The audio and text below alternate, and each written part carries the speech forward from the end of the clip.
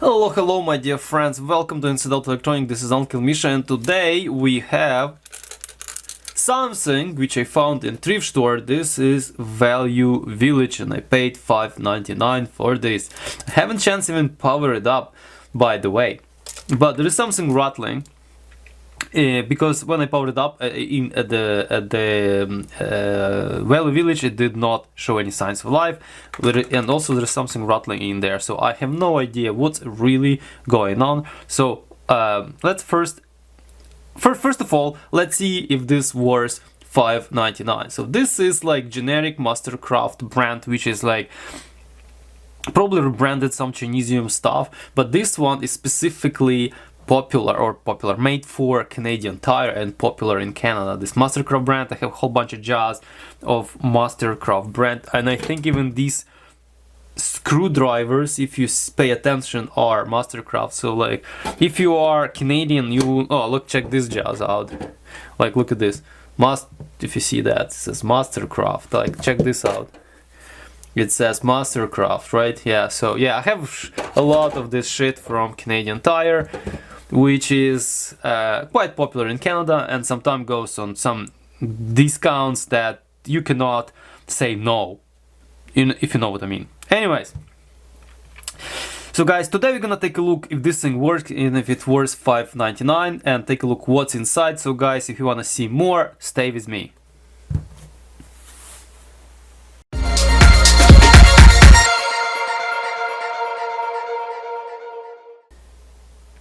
Okie dokie. So this is apparently 52052, very easy to remember. Something is rattling inside, definitely. Looks like it has removable, I think it is removable cover right here, or bumper. Not sure how, like it's weird. It seems like it's removable, but at the same time it does not. Or at least it's, no, it's, is it frick, it's really hard to understand if it's removable or just fake. Anyways, but what bugs me more, that's actually rattling stuff inside, so I'd like to see what the heck is going on. So let's try to open and see what's oops, too small, too big I mean, or hole is too small.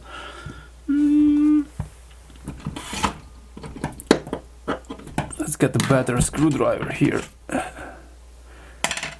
So didn't I gonna go through all screwdrivers before I find the Phillips one? Okay, this is probably just the battery compartment. Oh, M3. So it's not metal. It's metal threaded, not just a how do you call it? Oh, by the way, I don't even know if it's true RMS. It's probably not true RMS.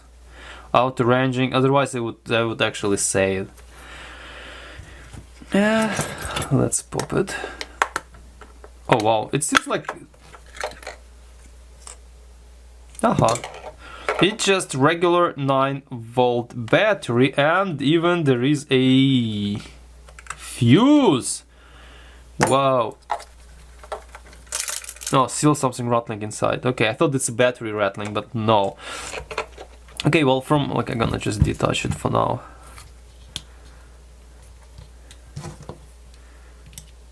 Oops, it's not probably battery. Okay, here we are. Detach it for now. Everyday gold. Yikes. Okay, how to get further down the road? So I still, looks like I have to take this bumper out. Remove it. It's just not, can't wrap my mind. How the heck? Aha, this bail, tilting bail is just part of the... What the hell? Oh, I see. I think I understand now. Okay, here we are. Is it? Yes. How do you... Why would you do this? It's really hard to get off. Okay, well, let me do this. Yikes, it took a bit of persuasion to actually take it off, and even some rubber got scraped right here. I was pulling so hard. Anyways, well, even if this guy works, I would like to see what the heck is rattling in there, because before powering it on, it's quite, I think, quite important to make sure there's nothing getting shorted. First of all, it's pretty dirty also, so cleaning up this would be paramount. Looks like no one actually ever opened it. And these are self-toppers now. These are self-toppers. Probably they're not designed to be opened that frequently.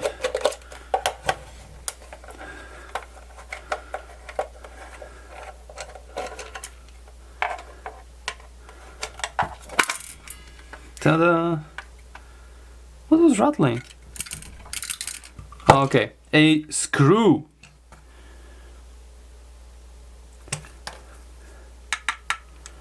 What the heck is going on here? Did someone just replace this arrow? What is going on? Okay, so yeah. Maybe not. Maybe that's. But clearly, like, is it? Someone replaced this resistor? Can you trust this like a current measurements? Look at this. Look at this. Do you see what I see? Do you see this like splutter of solder? Like, it's crazy shit. Yeah. I don't know what happened to this. Looks like this resistor was resoldered. This one. Maybe that's factory. Maybe it's from factories like that. Is this screw? This screw is missing from here. Is it? Oops.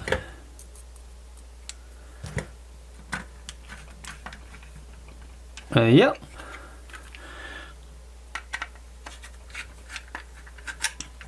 Okay, well, still would have to like pull it out. Alright, okay, so let's just do it. I also see a whole bunch of trimmer pots right here, right here. So it's like to tweak the settings, I guess.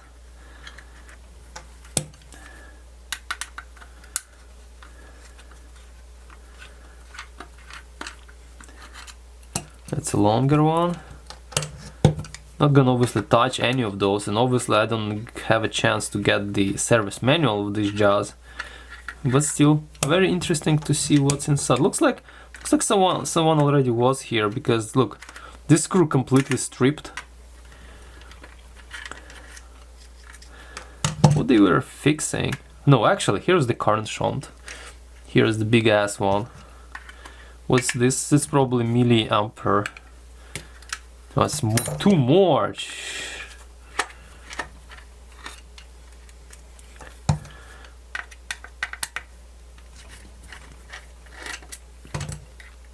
Look at this. It's funky. Okay, this is kind of neat. Blink. Neat. It's neat.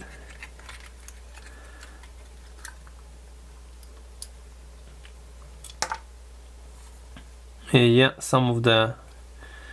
Okay, well, I mean, nothing really to see on this side.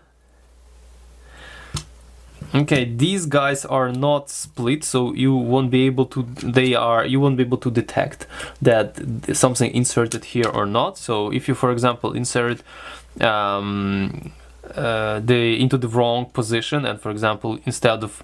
It's not gonna warn you, for example, if you are still in the ampere mode and measuring voltage or something like that, because that's definitely a recipe to disaster.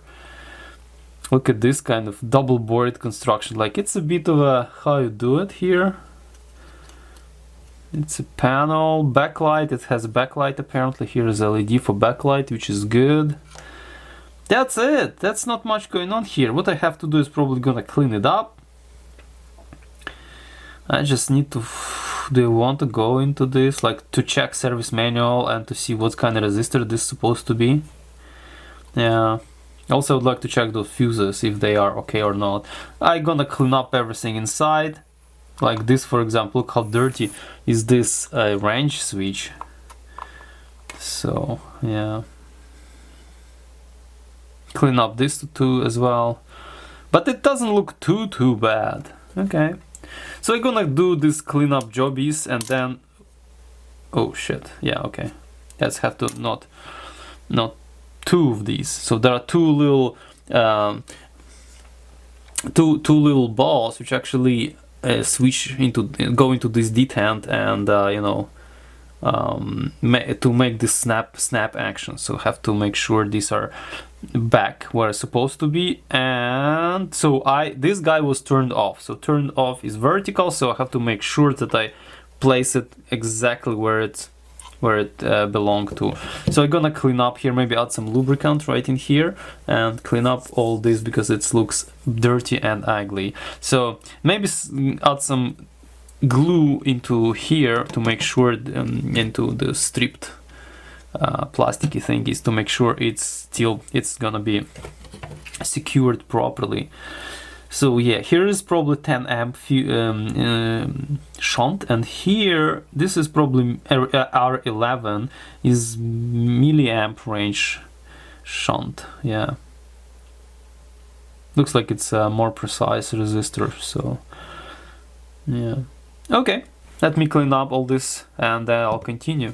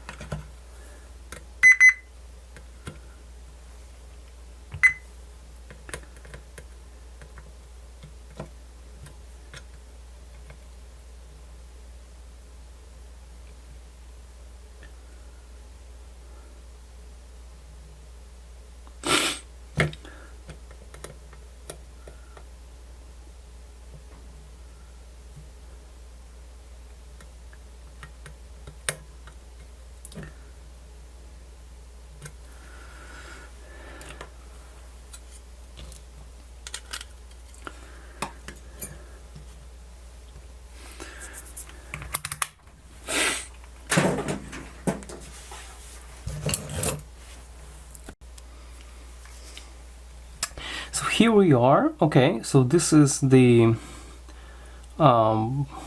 switch. Okay, and this switch right in here looks like this is actually in really good shape. All those contacts, yeah, I like them. So those two little balls here, they are riding in those grooves. So I would have to, looks like there's much lubricant going on here, so I have to add lubricant. These have to be cleaned up. Over here I found the binding, like not binding, the screw post, and it was broken. So I kind of fill this thing with glue, so hope it's gonna, you know, dry up, and then I'm gonna make a little hole here and just screw new screw. All right. This is an LCD, it's actually easy coming off.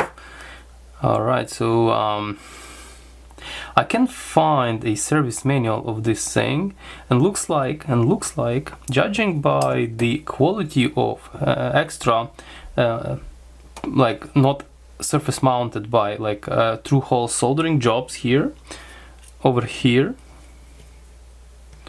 and those big resistors and stuff like that, these probably are factory resistors, so they not replaced, because yeah, the job of soldering these big things, like for example this spring, all right, like for example a shunt and things like that, is really how you do it. Yeah, so yeah, like look at this here, it's like a blobs of solders, like, you know, all willy-nilly. I'm not gonna be touching that. This has to be cleaned up as well. So this is gonna be cleaned up. I check the fuse. The fuse is all right. So you're gonna take a photo of this this side and this side, and you know, obviously gonna share it. Look at this. This piece of paper is actually came off. I don't know. Have to reglue it or something. Look at this. It's ugly. That's no big deal. Over there. Maybe not gonna touch it. Some tiny capacitors right underneath there. That's pretty much it. So what I'm gonna do now, I'm gonna clean up all those contacts. There is not much to clean up on this side. By the way, the fuses are not marked, so I have no idea if those are at least what they supposed to be, right? Look at this, no name. Oh no, this has something. 10 amp. Okay, this one is 10 amp fuse. So wow, that's good. Regular ceramic 10 amp fuse. I don't think it's a slow blow. And this one is supposed to be 400 milliamp or something to this extent. 500 milliamp. This guy is 500 milliamp. All right. Okay. Gonna use some whatever alcohol I have left here, clean up this stuff, clean up this stuff. Gonna probably spare you the experience looking at me cleaning up this stuff. This all gonna be cleaned up. Looks like this little spring here contacting this, you know, metallized thingy right here to provide some kind of shield. Oh, it's super dusty here. Alrighty, so we cleaned up everything, all contacts here and there, so now we can try to assemble this little guy back into its original shape. Also, I will add some lubricant right here before assembly. I have this silicone grease, I think it will work. Okay, let's put LCD back on.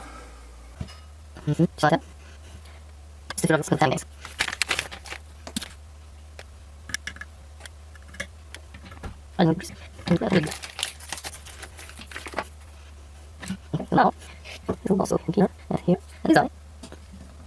Those are like that. And these are not first. Well, you know, I would, because it doesn't matter.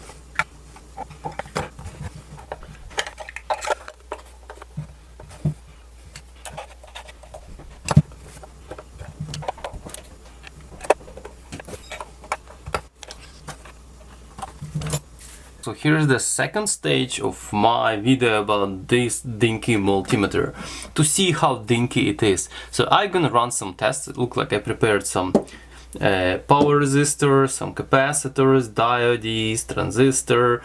This is my 10 ohm and 20 kilo ohm resistor reference. Those are Vishay resistors with 0.05% precision, so precision resistors are here. This is gonna be DC power supply input, and this is gonna be AC power supply input running from this Hewlett Packard 3312. Sorry, I can't show it to you, but this big thingy here, 33128 function generator. So I'm gonna check the some basic LC voltages, because this thing is not high voltage, and definitely the frequency ranges of AC, and also the frequency measurement right here. I'm gonna be comparing it with Fluke 87.5, and also as a reference. This is still not super precise because I think it has some tumbles or something from the previous owner, but it's good enough. So look, you see, I already kind of put together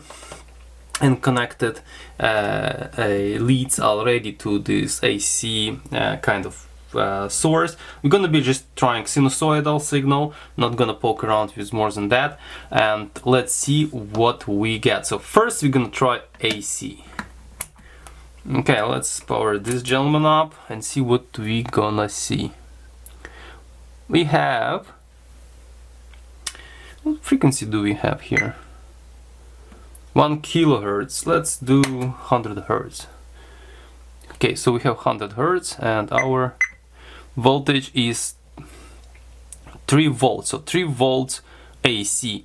So this is true RMS multimeter, and this is averaging multimeter. So our idea well, unfortunately, this unit over here is completely analog. So my idea, I can't really set it to like precisely 3 volt AC. I have to like tweak little dials and little things like that. I'll show you a picture of the front. It just doesn't. It's huge. It's relatively big. It doesn't fit in the frame perfectly. So okay, let's make it 1 kilohertz. I'm just gonna change the multiplier. So this is 1 hertz, this is 1 kilohertz. Obviously, true RMS multimeter shows fine. So this is 10 kilohertz, and we definitely see a problem. So this guy rated, I think, up to 20 kilohertz. This one is going down. 100 kilohertz. So this is clearly a problem here, but definitely 100 kilohertz shows here is fine. But let's see what this gentleman say about frequency, and it is actually pretty spot on. 3 volt, 100 kilohertz. Let's make it 1 megahertz. So it's not too bad. They're actually showing exactly the same numbers. What I'm doing is just changing multipliers. So let's make it higher. 10. Okay, so we have an issue here. So both of them go bonkers. Okay, so 1 megahertz is fine. And 10 megahertz is not fine. Okay, let's do 10, but just let's reduce frequency to 4 megahertz. Yeah, looks like 4 doesn't cut it. Let's make 2 megahertz. Yikes. Okay, this is, let's make it roughly, yeah, it's very fiddly here. Yes, something like that.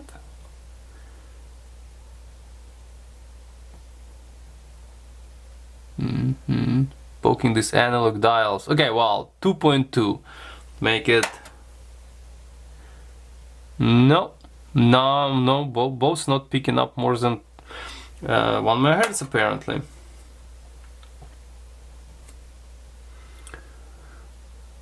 Wait. Oh, this is 200 kilohertz, my bad. So let's do 2 megahertz and see what we got. None of them are able to handle 2 megahertz. So it looks like this guy and this guy is limited at about 1 megahertz. So yeah, even Fluke kind of goes wonky. Ha, it's interesting. Fluke doesn't really like more than 1 megahertz, and this little gentleman actually handling a little bit more than 1 megahertz. Okay, let's see. Okay. Yeah, okay, that's it. 1.1 megahertz. That's good. So go back here. Let's switch to what the frequency is. 15 hertz. Okay, we have 15 hertz. Like, let's make it 50 hertz.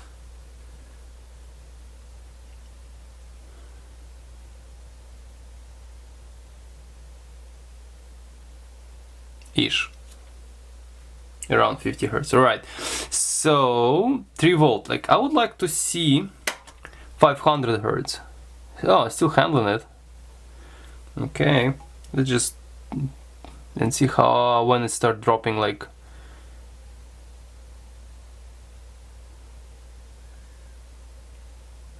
Okay, so it looks like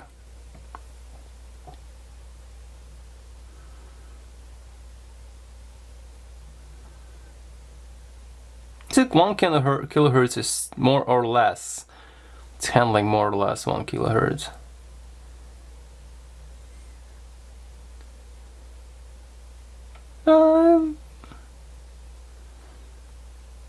Okay, 1.5. Okay, so that seems to be. Okay, let's make it 1 kilohertz.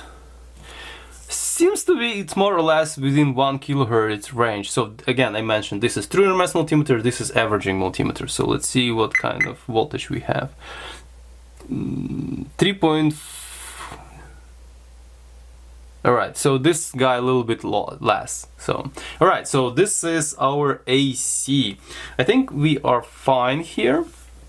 Obviously, it'll be nice to check some higher frequencies, but this is good. Let's switch to DC. We have our 10 mA bench power supply, and we're gonna set it to 10, precisely 10 volts. 10 volts is set. So let's turn this guy out, this big. Let's remove this and let's connect it to the. So first fluke, I'm gonna show some DC, 10 volt precisely, and this is what 10 says, 1000, and this guy says 1000. So I attach some crocodile clips on this guy and see what we're gonna have here.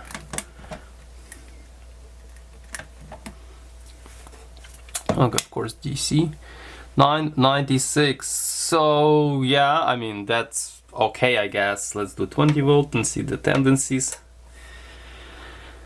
That's good. I mean, good enough. So yeah, looks like there is a difference.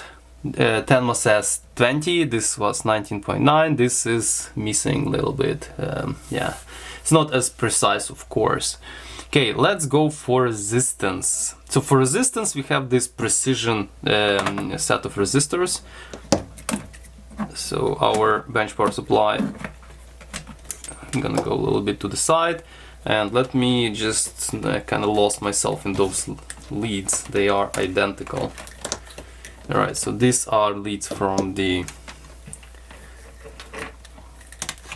our test subject. Okay, but let's first see the resistances which Fluke multimeter shows. I have to probably unscrew these because the contact here won't be the best. And they are not gold plated, they just whatever nickel plated. So first of all we have 10, I kind of mislabeled. This is actually 100 ohms, this is 20 kilo ohms. I need to just relabel it properly. A resistance and resistance. So here is our 20 kilo ohm. 20 kilo ohm looks like pretty spot on.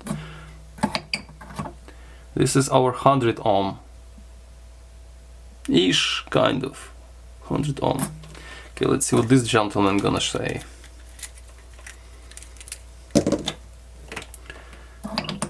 $100 ohm.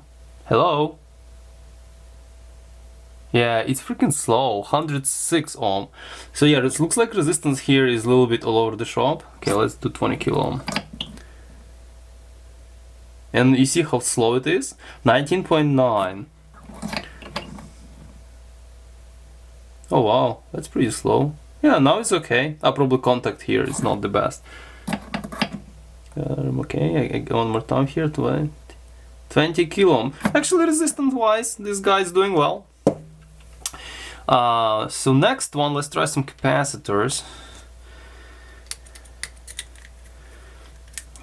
So first of all, I have this Vima capacitor, which is 5% precision capacitor. Precision, it's not precision, it's 5%, but it's still better than just average capacitor. So this is 0, let's switch to capacitor mode, 0.68 microfarad. So what we have, 6065. Okay, let's see what Fluke gonna say. And in order to switch to capacitor mode, I need to do this.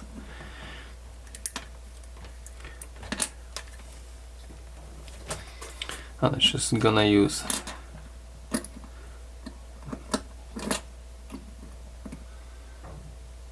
that's pretty much the same. That's good. Or unless this is 0.65 microfarad capacitor, because I don't have any other means. So let's try to see 6.3 volt 1000 microfarad capacitor. Let's see what's our Fluke gonna say. 1000, almost 1000, 1048. Okay, that's good. Let's see what this gentleman gonna say. Polarity. I didn't observe polarity, but who cares? I don't think it's important. Oh, looks like we have a problem. No, it just takes forever. Okay, 900. No, what's this? What are you talking about? Okay, so looks like, yeah, it didn't measure properly. It doesn't measure properly. So looks like 1000 microfarad for this guy is a no good.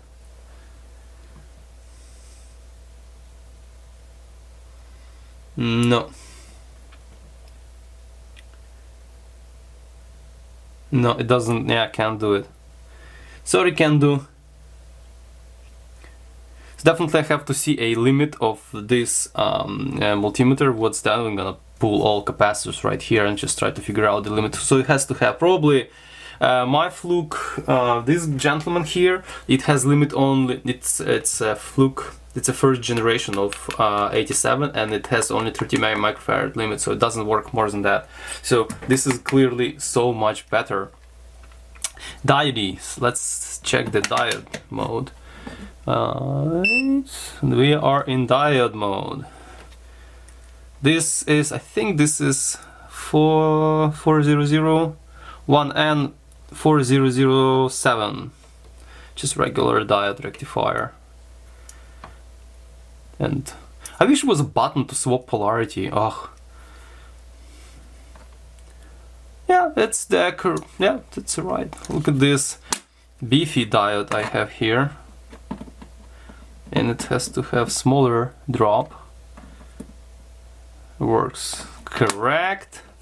What else do can we test here? Resistance we tested. Let's check the HFE. So we have this, oopsies, we have this transistor here. This is NPN 1N3904, I think. So yeah, and looks like our transistor thingy has a little bit of bad contact, so you have to really fiddle with it. Probably need some cleanup, contact cleaner or something. And yikes.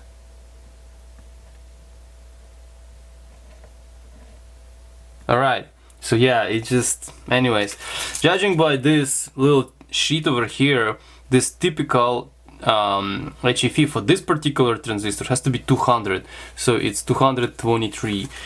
I mean, I have no other means to check it, test it, so yeah, I'll believe it. So seems to be is okay. So next step, also it has temperature. It's showing temperature right here, so just Celsius. It has internal thermoresistor, I guess, Fahrenheit, and now let's go to current. So for current, we have to switch it to this, and we have to switch this guy to this. Then, yeah, of course, because this one is smart. Okay. Now we have this beefy 50 watt resistor, 8 ohm, but it's not 8 ohm, by the way. I know that it's not 8 ohm, but just to make sure, oops, we're gonna test it. So I think it's not 8 ohm, I think it's 8.6. What the? Why it's all over the shop?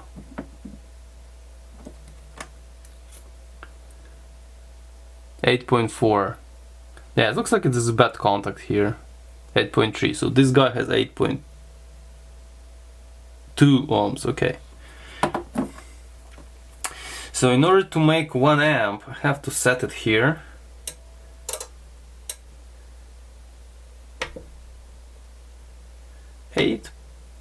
.2.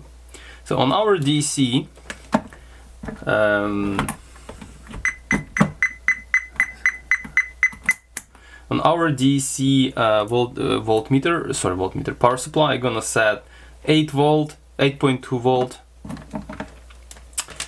and then I probably need these guys, 8.2 volt, and I'm gonna apply this 8.2 volt over the 8.2 ohm resistor. The current's supposed to be 1 amp, right? Very simple.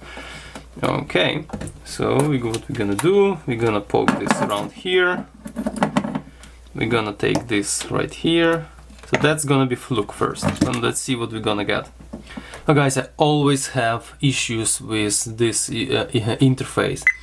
Always forget to switch from AC to DC, because by default this guy is in AC.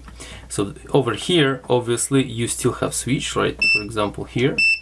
Okay, like right now we are at a DC mode, and here we are at DC mode. Now we can properly test it.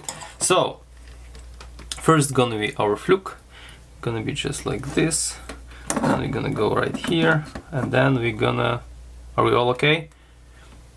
Amp this voltage.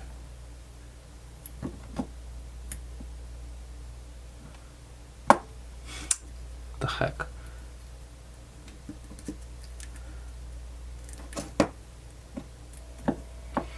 Okay, 9.5 and 936 milliamp at the power supply, and here we have something to this very similar extent. This is good. Disconnect. Let's put it to this side. Let's take this guy and see what it gonna show us.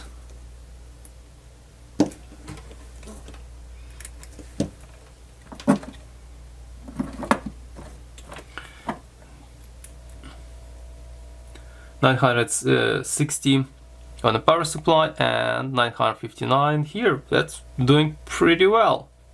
Okay, let's check milliamp range now. So we're gonna set it to 820 millivolts. 0 here. Okay, 820 millivolts. Let's see first at this range what it's gonna show. 96, and power supply says 90 milliamps. Okay, 95. Okay, so let's switch to the milliamp range.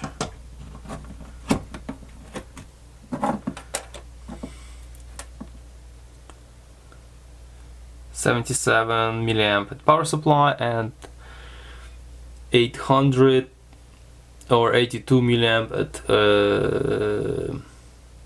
yes, and a half at multimeter, which is more or less okay. Well, let's compare with Fluke, and let's go here. Obviously, so many wires, but okay, we show here 90 and 83 at power supply, 90 here, and let's switch from this. Oops, sorry, it's already milliamp range. I don't need microamp. And what do we have here? What's that con? Oh, I see again. DC. 73 and 68. Looks like a resistance is higher here or something in this shunt or shunt resistor for this. So 74 milliamp and 68 at the power supply. So that's, I think this is all possible tests and things I can do with this guy. Alrighty.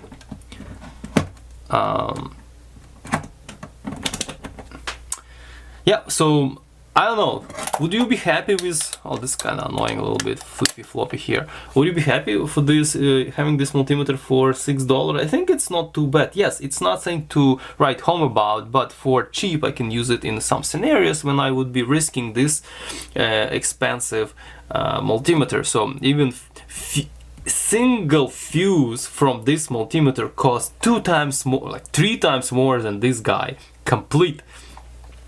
Not sure how expensive are those fuses and where I can find them, but I mean 10 plus 500 milliamp range ceramic fuses, I'm not sure what are they, but I can find them way cheaper than fuses for this guy. So this is gonna be for good measurement, for some, you know, in lab works on a workbench. This is gonna be for like poking around with the car, for some power outlets and things like that with AC, you know, a refrigerator, you know, working with some other things. But honestly, if you think about, this guy is much more protected than this guy. So if shit hits the fan, I would rather be protected by nice insulation specification of this guy and who knows what over here. So yeah, I'll think about maybe just for, you know, around the car, that's gonna be fine. So guys, I think that's pretty much it. I'm happy with my purchase. I think if you find something cheap like that, better to grab it. Yes. Hey guys, thank you for watching this video. I think I'm gonna wrap up, and if you like such video, please subscribe, like my channel. I would like to hear from you. Say something, because I'm interested. What are you thinking? And yeah, see you next time. Ciao, stay safe.